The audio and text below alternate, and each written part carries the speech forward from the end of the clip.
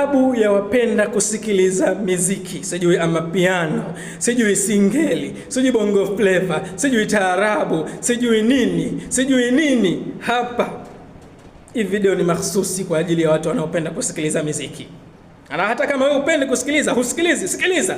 Pengine ukashare ujumbe huu kwa wapenda kusikiliza miziki ili wajue madhara na adhabu yake. Ndugu yangu katika imani, adhabu ya wapenda kusikiliza miziki hii ya duniani hii, siku ya kiyama watakuja kumiminiwa risasi za moto katika masikio yao. Risasi za moto watakuja kumiminiwa wale wote wenye kupenda kusikiliza miziki ya aina mbalimbali, sijui Diamond, Mbosso, sijui Mario, sijui nani. Risasi za moto zitapigwa katika masikio yao.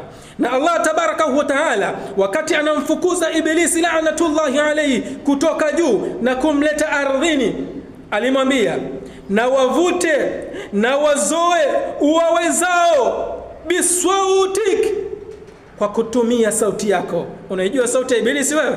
Unaijua?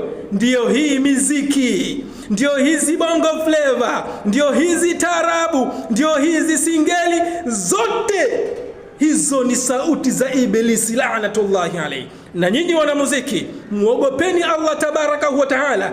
Kama hamtuzinduka na mkafa hali ya kuwa ni wanamuziki, ndugu zangu, mna dhima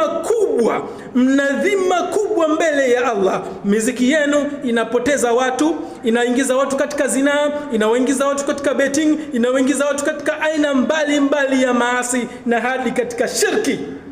Muogopeni Allah, na mkifa bila kutubia, hakika mna dhima kubwa mbele ya Mwenyezi Mungu.